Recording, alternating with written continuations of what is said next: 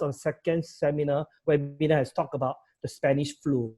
The Spanish flu was something that happens in 1918.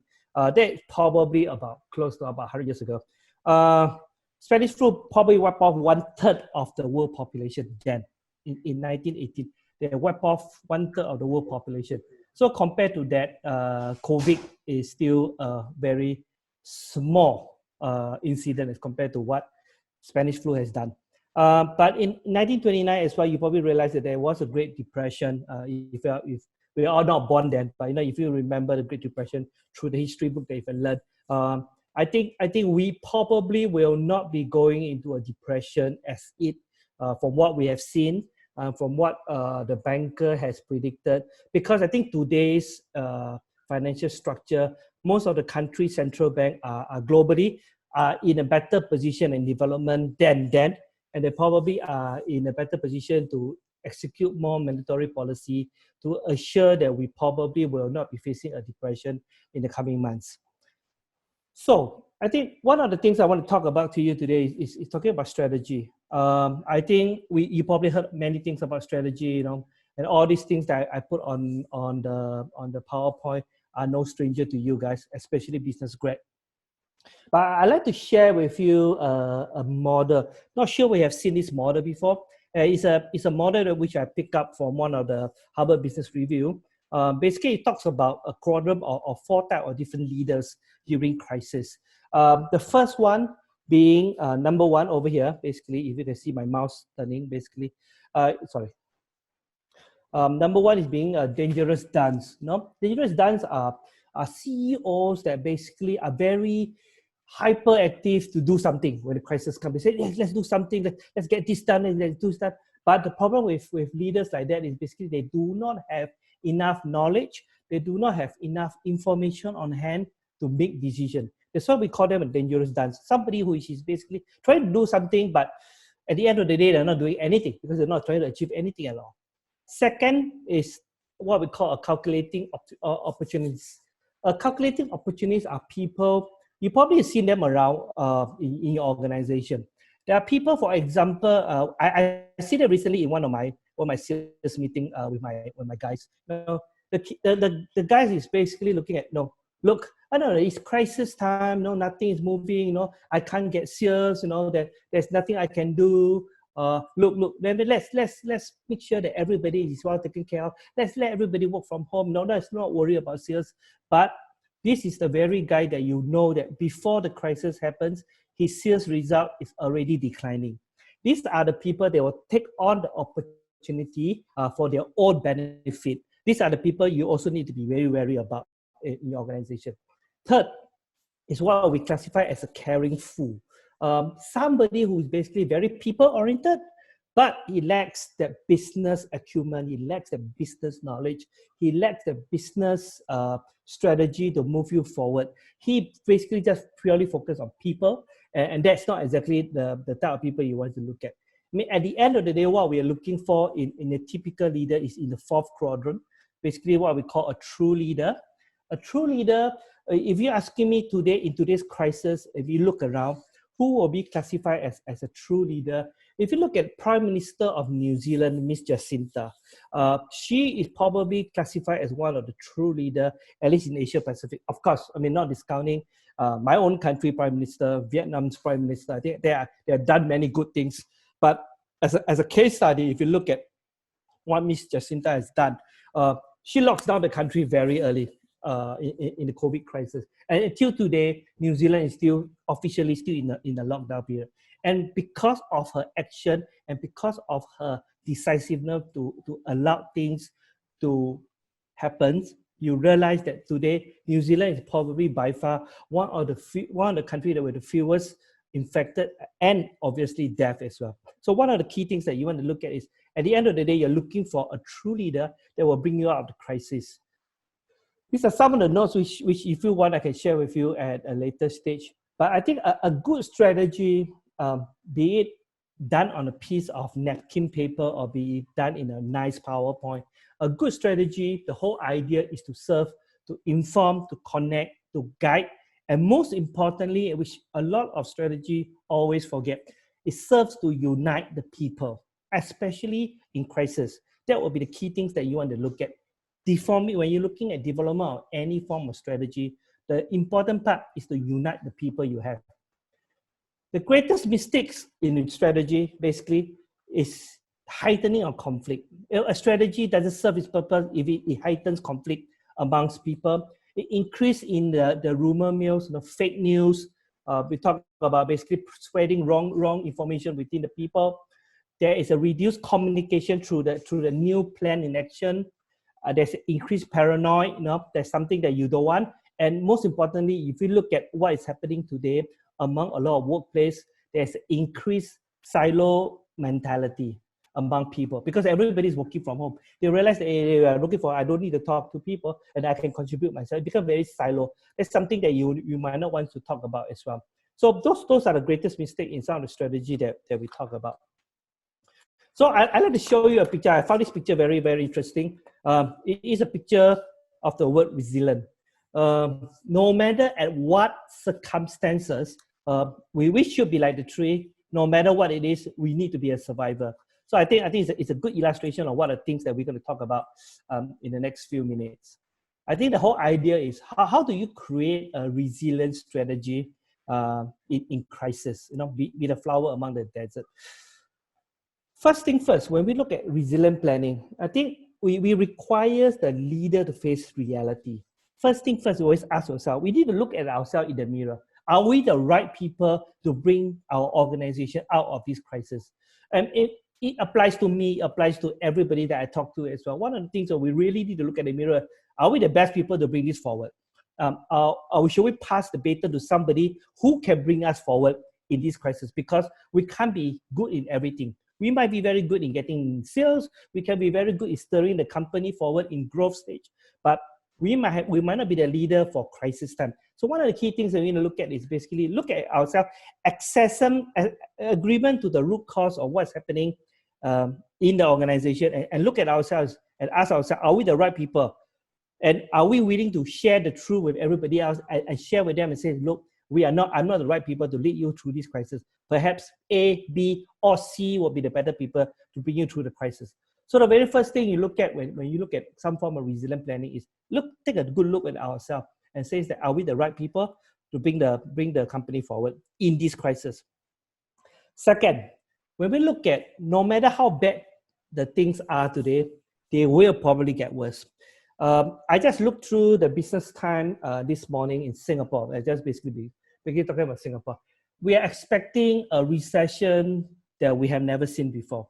The worst is yet to come because of all this crisis. Of course, in the last 2 months, we are sheltered by the fact that government are pumping in a lot of money to hold the economy.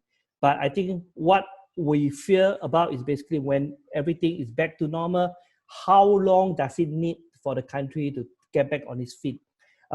The estimate that we are looking at a negative 4.4% growth year on year, which is basically double of what we have experienced during the SARS period, the negativity. But of course, it differs from country to country.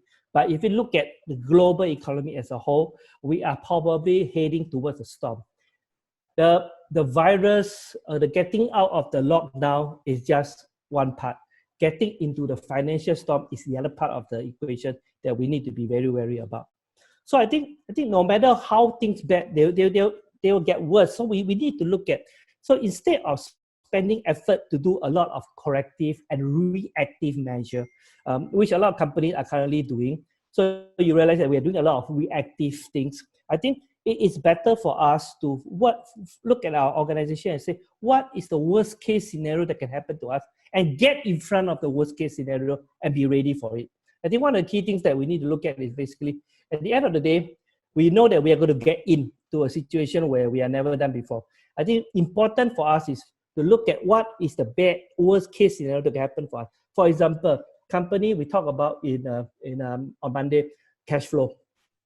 What is the worst cash flow situation that can happen to you? What is the amount of money that you're going to bleed in the next 6 months? Are you ready for it? Get in front of the situation. Talk to your financial banker. Talk to your financer. Talk to your own personal reserve. Is that something that you want to prepare the company for? Those are the things that you may want to take charge of Important thing is get in front of the worst case scenario and be ready for it. Third thing, when we look at a strategy, I think one of the key things we talk a lot on is basically planning with your heart, and yet you need to decide with your head. That's the hardest part. No, you need to plan with your heart, yet decide with your head. I think emotional intelligence in this part of the world is very important. EI. Emotional intelligence of the leader is very important in a crisis like that. We need to take care of the human side of the upheaval. So, for example, today, the personal priorities are overworked. We need to understand. People are viewing healthcare as more important than work itself in today's world because of the crisis. If you talk to people in US, US is opening up. People are not going back to work. They refuse to go back to work because they realize that they are in danger of going back to work. If they go back to work, they might get themselves infected with the COVID virus and they might die. So people are beginning to prioritize themselves over the work. That's something that we need to understand, the new norm. I think safeguarding of health and safety followed by the economic well-being are something that we need to also balance, because moving forward, even when everything is back, so-called back to the new norm, unless the day we find the vaccine, until the day we find the cure, we need to balance healthcare, safety, and economic well-being of the organization. Things like planning for employees, customers, start with the understanding, okay? Start with the understanding that they might have changed in terms of their priorities from what we have perceived before. I mean, you look at things like what we used to, the new norms is going to be very different. Example I can share with you, like in Singapore, when we order for food now, it is called no touch, basically. Nobody will pass the food to you there. You put a hook outside your house, they'll hang over your house. There's no contact in that sense. Those are things unheard of before the COVID. The new norms will change the way we do things. So our employees and our customers, we can't assume that their priorities will be the same as before. I think important thing is look at post-COVID, where will their priority lies? That's something that you need to have a proper discussion about as well. And the company's purpose, yet the company purpose needs to remain firm. If it's growth that we're looking for, it's not negotiable. Every organization needs to grow. But I think the purpose has probably changed through this COVID virus. You look at things like now when we talk about purpose, it could be cultivating engaged staff. This is more important for us at the moment. Attract loyal customer to continue to stick with us during the downturn. I think I remember, I like to always refer back to what Ernie has said in the first webinar as well. If you have a very good relationship with a customer at this point in time, you could basically go to them. I won't use the word beg, but you can literally go to them and ask them to give you an order, because it's the kind of relationship you have. So you need to probably look at some form of attraction of your loyal customer to continue to work with you during the time. So beside engaged staff, beside loyal customer, I think important is also to have the ability to transform your company. Take the opportunity, we talk about that in webinar one, take the opportunity to look at the future scenario, take the opportunity to get out of the storm stronger than before. That perhaps what you'll be looking at. Second, a fourth thing, I think a lot of people tend to choose perfection. You need to take your time to do a perfect plan, but what I'm asking you to do at this point in time, especially in a crisis management, choose promptness over elegance. Perfect is the enemy of good, trust me, especially during crisis where speed action is required, okay? I think it's time to encourage initiative, decision-making, delegation, trusting the team or individual that's deeply embedded in those situations to work, because you will see creative approaches for unanticipated needs. We are in a situation where we have never faced before, and they will be facing a lot of new situations in the coming months that we have not seen before. So perhaps it's time to look at how do you get your engaged staff to come up with creative approaches that we never think before. Because I want to share this equation with you. Trust equals to transparency plus relationship plus experience. That's why it's important during my second webinar, when I share with you, look at the situation now. I'm not asking you to cut the fats. I'm asking you to take away people or remove or release people that no longer will be there for you when you go on to the new norms after post-COVID. That will be the things that I keep emphasizing a lot. So because you need to have people with the experience, you need the people you can trust, you need the people that you can work with, because the whole idea of choosing speed over elegance at the end of the day is you need to have a bunch of people that you can really, really work with and work very well. So when you look at a plan, you need to embrace what we call a long-term view, okay? How will the collective experience shape the new norms of tomorrow? You probably hear me say this over the last 4 webinars, the collective experience, because through this experience, we human beings has adopted and evolved. The time, I share with you, I just saw an article on Harvard Business Review 2 days ago. They're talking about, the idea, initially the idea of open concept office might not work after post-COVID because it spread virus. It might not work anymore. Maybe we need to go back to the old days where offices are built with cubicles and compartments, because that is the experience that we have gained through. And then we realize that, yes, we used to look at, well, let's have open concept. We can have a lot of communication, but you realize that people tend to interact and congregate based on that. And it's really bad for a situation like that. So the new norms might change as we move along.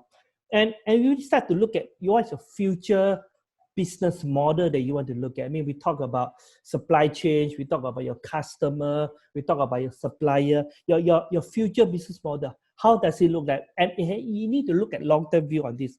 And one of the key things is, rather than most of us suffer because we are market follower, one of the things that you want to look at is how do you be a market shaper in the coming days? Can you shape the market and people start to follow what you want to do? And importantly is, you need to anticipate the structural change that will happen and their lasting effect on the economy and on the way you work. My colleagues are throwing out a new seminar in the coming weeks on post-COVID working from home, because you're looking at the fact that the survey is being done. More than 50% of people say that it's a good idea that we can work from home now, and we think that we can continue to work from home. So how will employer like ourselves be able to accommodate to this request that now moving forward, people will be looking at, hey, can I work 50% from office, 50% from home? Because now we are in this motion, we can do this anymore, we can do this longer. How do we react to that? I think one of the key things that we need to look at is basically how adaptive are we for a company like that. So putting all that in motion, I think we leaders are faced with a flurry of urgent issue across what seems like endless fronts to overcome. I think one of the things I want to put together and share with you today is basically some of the key learnings that we have accumulated, talking about some of the companies in China. How did they manage to overcome COVID so fast? Okay, there are 6 things they have done, and I think this is probably across at least 70 to 80% of the companies that we have seen. They're able to come back very fast. These are the 6 things that I want to share with you. One is when the crisis appear, when the crisis first appear, immediately they set up a command center. A command center, a task force, or whatever name you put it. In China, they call it the command center. In Singapore, obviously, we call it the task force. I think in wherever you are, there will be different names, different group, But the task force, the command center need to be set up immediately. I think they look at emergency response right from the start. The key thing is they assess risk and they formulate response strategy after robust scenario planning. That's what they are good at. Basically, they do a lot of scenario planning. We talk about that in webinar 1. The whole idea of having future, a distant future, what the future is going to be. So they have various scenario planning to look at, and they need to put in place the right response mechanism and toolkit. You look at the Chinese company; they're very fast in doing that. They're putting everything in place. Maybe because of the fact that they are socialist and the communist regime. They basically from day one they realize that if they want to get it done from the head, from the start, from the top to the bottom, everything get done very, very fast. So maybe there's something that we could potentially also learn at. You look at the response of the West, and you look at the response of the East, and especially the communist country. Basically, you look at Vietnam's structure, you look at China's structure, you look at they are able to overcome a lot of things much, much faster than the traditional democratic countries. Not saying democratic is not bad, not good, but you're looking at basically the response rate of that. So the very first thing you look at is basically the command center that you want to set up. Second thing, they start to analyze their talent, and they do analyze their strategy moving at them.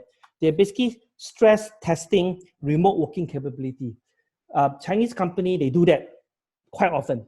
Not sure that you know that about that, but in China, because of the location and because of the city itself, the jam and everything, most of the time they also allow their staff to work from home, even on a normal day. But through this COVID, they actually be able to stress test their remote working capability much better. So that was put in place. I mean, if you look at what we have done in Singapore, is we are caught off guard to a certain extent. Most of us are not familiar with the idea of working from home. Then basically when the whole idea of working from home, a lot of companies realize that they don't have access, they don't allow their staff to have access to their database, which is an issue when they're working remotely. But that's the best time to look at. The Chinese, they stress test their remote working capability. Also, they use this as an overall opportunity for improvement being identified and being addressed. They look at this whole stress test thing. They start to look at gaps. They start to look at weakness within the whole operation of their manpower, with the whole talent, basically. So that this is the overall opportunity for them to identify and address issues which they normally won't dare to see. Then they look at things like called digital talent monitoring system, okay, to track talent's performance. That's something perhaps we are not ready for that yet, but in China, they have structure, they have system, they have digital talent tracking performance. They actually be able to track their staff performance during this crisis, even they are working from home. I'm in close contact with one of the software companies to look at this. And once I have more information, I'm more than happy to share with SFIC, and perhaps we can share with the rest of the members as well. Because I was very interested in this part of the digital talent monitoring. I'm not saying that you basically watch what your staff do, but I think what they have is basically they're able to access remotely and digitally, come up with nice KPI for their staff even while they're working remotely. That's something that I'm very interested to know.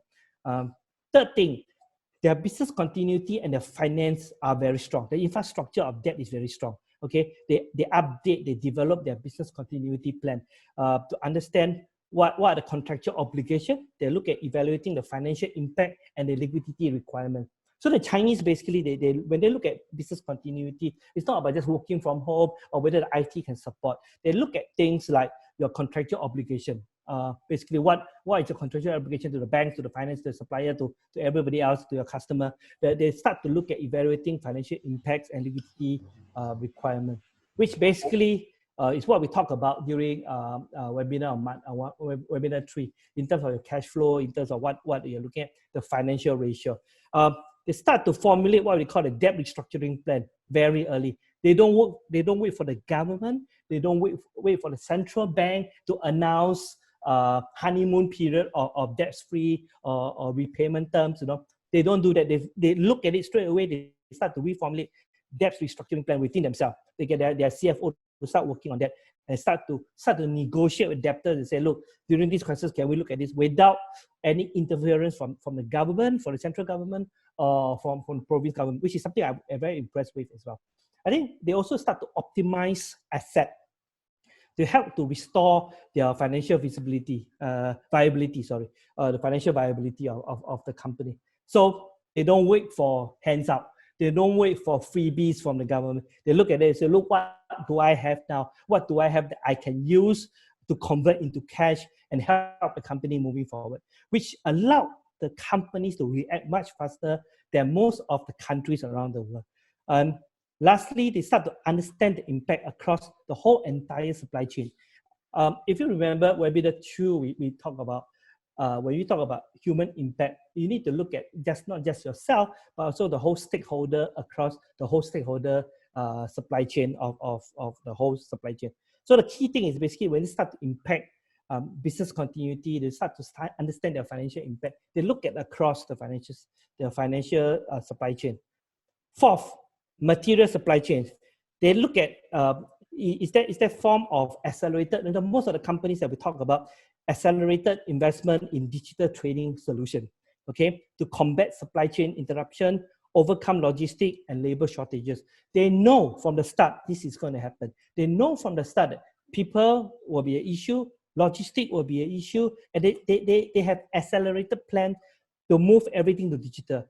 Obviously, for most of you realize by now that Chinese are very strong in e-commerce. They are probably one of the best in the world today. But even with that, they are looking at accelerated investment. They're looking at pushing it more into the cyber world to allow their business to continue even in this crisis. They they get a better visibility into local access limitation in order to ensure product supply for the domestic market. So they look at things like basically your logistic vulnerability at this point in time. What are the fear points they are looking at? What are the people that can or cannot work? Who are the people that can support or cannot support them? And operational agility as well in terms of data quality are also important. So start to look at operational agility. How agile is our operation? Can this restore or withstand the storm that we talk about in the coming days? Fifth, they start to look at customer engagement. Okay, most of these companies that we talk about basically maintain open and ongoing communication with their customer, which is something highlighted by some of the speakers in the past few webinars as well. I think the open and ongoing line of communication with the customer is a key. And they start also to share their emergency action plans being implemented. Think of the fact that in the last few weeks, you probably start to receive a lot of email from be a supplier, be companies that you work with, basically highlighting what is their BCP plan to you, highlighting their cost of emergency action plan that will probably relate to you. But what the Chinese has done is basically that they've shared their action plan with their customer, their supplier. They basically have a very strong line of communication. They tell you, this is what I'm going to do. Okay, can you react to me? Can you walk along with me? Can you fit into what we are trying to do? I think the whole idea is to work in partnership that builds confidence and uncertainty to the whole thing. And lastly, which basically need not say a lot more, but it's in terms of the digital capability. They are revisiting, they are realigning the e-commerce landscape, and they are looking at developing more digital roadmaps for the short, medium, and long term. And we know that Chinese are very good in e-commerce already, but they're looking at your second gen, your third gen, your fourth gen, not just on network alone. They're talking about the second gen e-commerce, the third gen e-commerce, the fourth gen e-commerce. What can they do differently from what they used to doing? I think they realize that the digital capability are needed to be implemented across the entire organization, not just for sales, but it's across everything they do. So the e-commerce, the digitalization is basically everything across what they're trying to do. So basically they're shifting away from their bricks and mortar presence in the company. So there's 6 things that we found that companies in China are doing very well on, allow most of them to be able to get out of the COVID much faster than before.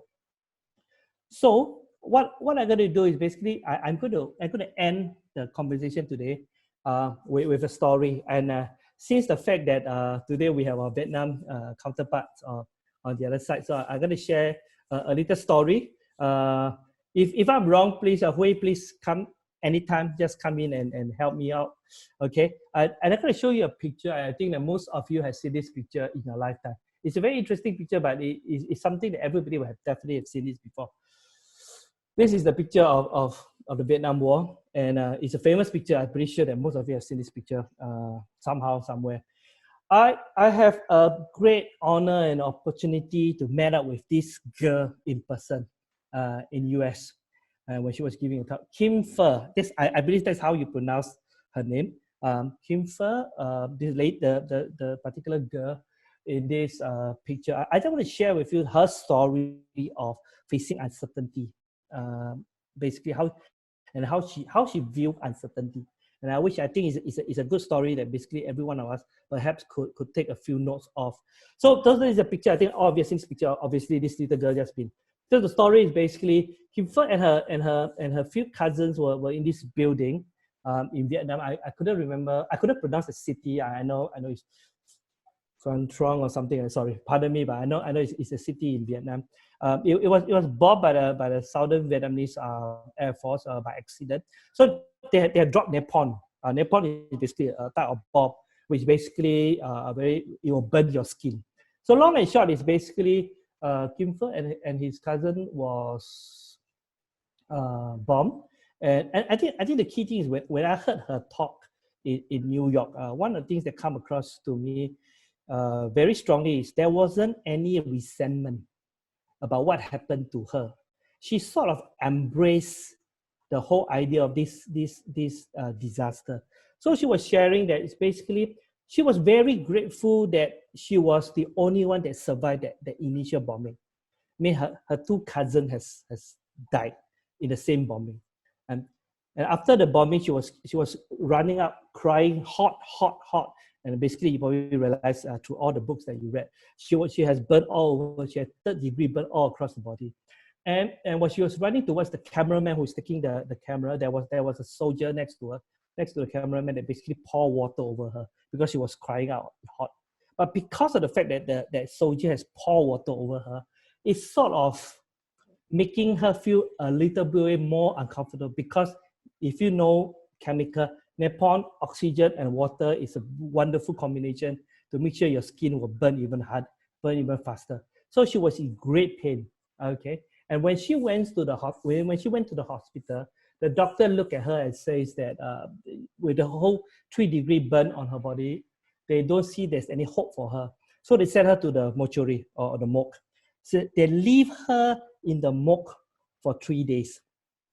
And at this point in time, her mother is about 3 days on foot from the hospital because she was flown to the hospital. And the mother was 3 days on foot away to reach her. She was lying in a morgue for 3 days together with all the lifeless corpse.